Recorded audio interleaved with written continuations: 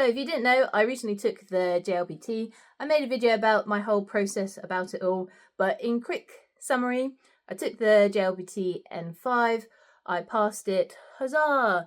When I found out I passed, my dinner was Kira sushi, and they had this ometto little cake you could buy. So for 500 yen, I bought it, and it was pretty cool because it came on this little train.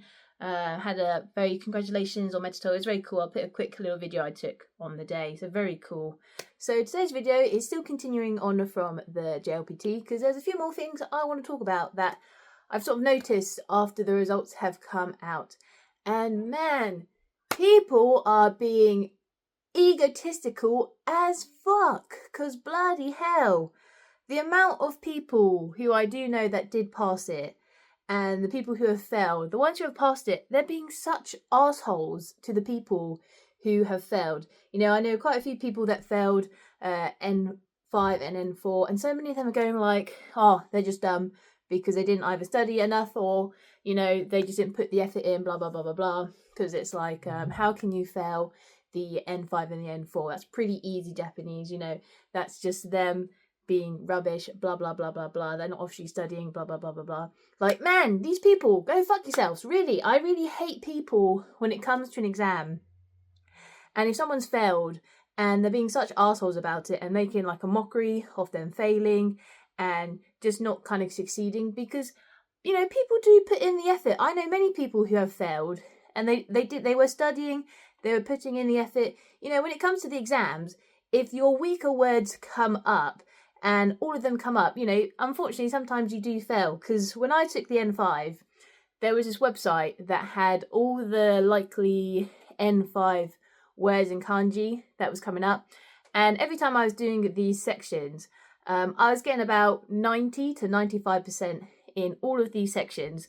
So, you know, hypothetically, that 5% to 10% I didn't know in each section, if all of them came up in that exam, then, you know, there's a high chance that I could fail or someone could fail in that situation because all the weaker words that you don't know happen to come up in the exam. And man, I just want to make a little rant about this because I cannot stand people with these big egos where they're like, if someone's failed like N4 and N5, they're just like, oh, you know, it's easy. How could they fail it? That's such an easy Japanese level. You know, I just think learning a second language in general is not easy. You trying to attempt to learn is a big W in my book because it's hard. You know, you have to completely what your native language is.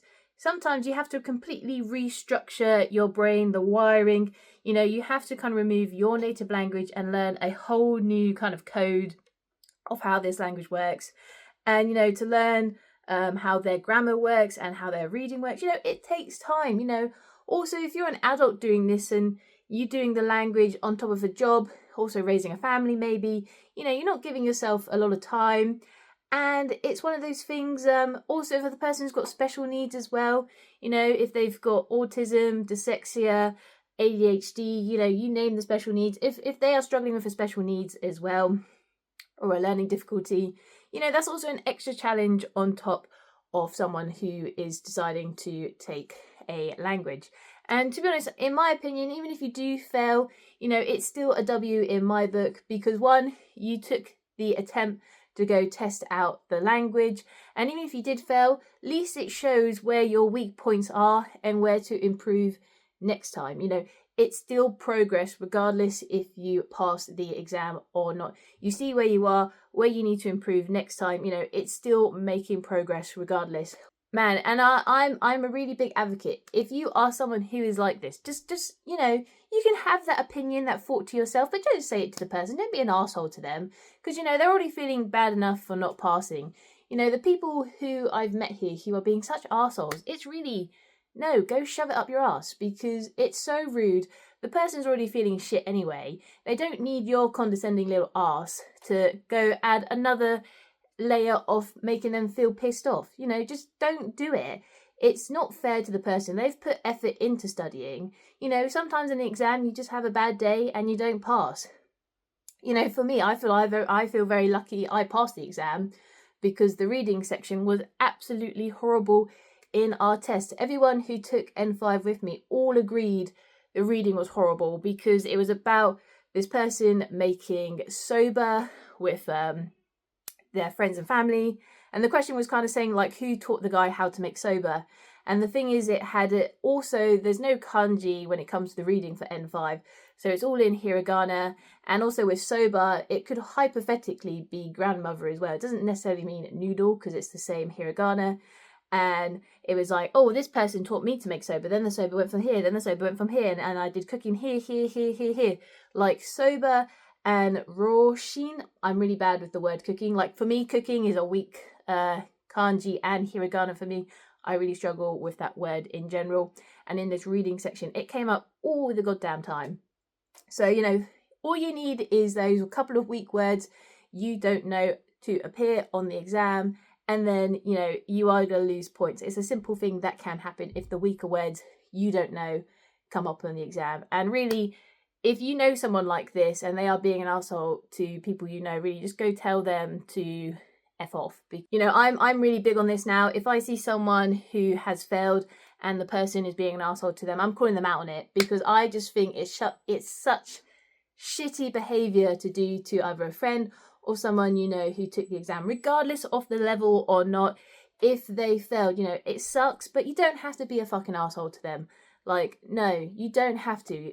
Just kind of prompt them, keep giving them encouragement, tell them to keep going, don't stop, because sometimes a person being an asshole to someone who's taking the test and they failed, you being an asshole to them might stop them from going, oh, I don't want to do the language anymore, I can't do it, clearly I can't. You know, there's a risk that it completely loses the motivation. So someone being an asshole to them, it's just not needed, regardless of the level. Taking the JLPT is a hard exam, especially this exam is really designed to trick people up. They really want you to fall for all their tricks, the red herrings. You know, they see it as if you can kind of slip through all their little tricks and traps, then you obviously do have the Japanese. Because for me personally, especially for the listening, I don't agree.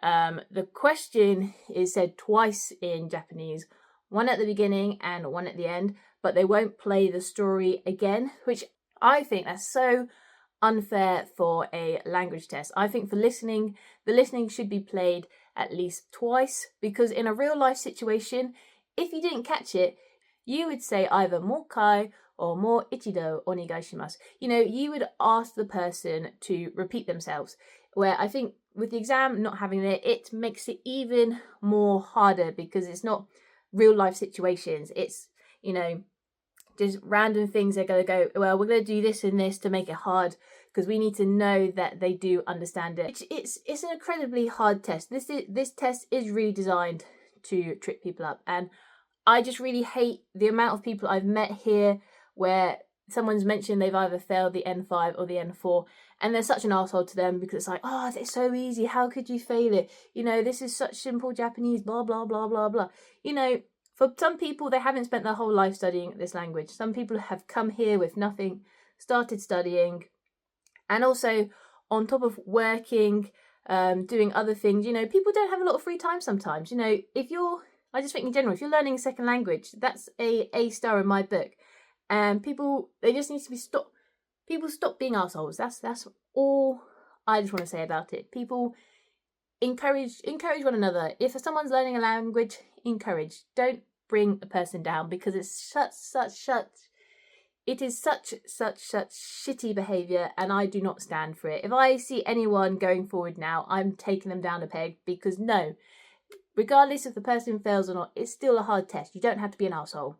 For me as well, what's really, I think, is just shitty behaviour as well, is that a lot of these people who are being really assholes, for the people I know out in Japan, they're teachers. These are people who are teachers. They teach kids. I just think, if this was one of your kids that had failed, are you going to be an asshole to your kids? Because that is just going to tank their motivation. It's just such shitty behaviour. I do not approve of people like this at all. Go shove it up your ass. I'm so pissed off with these people. Like, I've never been a fan of people who's going to put someone down based on passing a exam or not. Especially where these exams, they don't test life skills at all in Japan. It is just kind of, you know, it's just a language measurement test. That is it. No more, no less. And the thing is as well, even Japanese people struggle with these tests, because I told my school about me taking the test, and my vice principal, who was also the English teacher, she got really excited and involved that I was taking a language test for Japanese. She asked which level I was taking, and she showed some of the kids the answers in one of our lessons and how to answer it, or like, here's the question, which answer would you pick? The Japanese teacher and the Japanese kids, they got some of these questions wrong. I did feel like, oh yeah, I can do it, because I picked the right one and then they all picked it wrong. But it's just proof there that even Japanese people struggle with these tests as well. It is not a clean cut test at all. You know, it is really designed to trick you up, and clearly it did there. You know, it tricked up the Japanese people, as they weren't prepared for the trick that these exams do. Because, you know, because realistically, when it comes to taking a test, you are not studying the language or the knowledge of itself. You are more studying on how to pass a test. And that's really what the JLPT is. You are just studying on how to pass a test. Because hypothetically, like I've said before, this test doesn't do speaking at all. So if you just want to pass the JLPT, you can throw speaking out of the bin, because you don't need it for this test. You just need to read, know the grammar, and kanji. That's it. You basically, for this test, it's why everyone tells everyone when you do this test to always keep reading, read books, read books. This test, majority of the points and answers is reading ability. You basically need to knock your reading ability for Japanese out of the park, and if you can do that, you'll probably coast the exam. So yeah, I just do not agree on these people who have such shitty behaviour. Your ego is up here. You need to bring it down here, because it's just such horrendous behaviour. I do not agree with it at all. And just, no, change yourself, because it's not on at all. Just really, really horrible behaviour. It's people like them who potentially, you know, it can stop a person from continuing the language. They just might think, well, I can't be asked to do it anymore.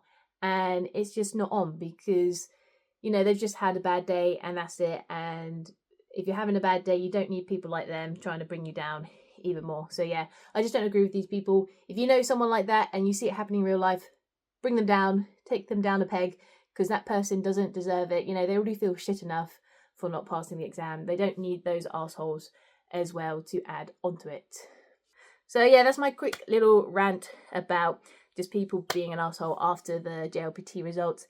And yeah, please don't be assholes to people if they failed it. You know, encourage them, tell them to keep going, try again, see what parts they failed. You now know that's your weaknesses, and go forward. You don't need to be an asshole. And, you know, if you are someone like that, stop it, because it's not cool. It's just really shitty behaviour in my book. But yeah, that's my video. If you enjoyed it, anything else you want to see, let me know in the comments down below, and I'll see you next time. Bye!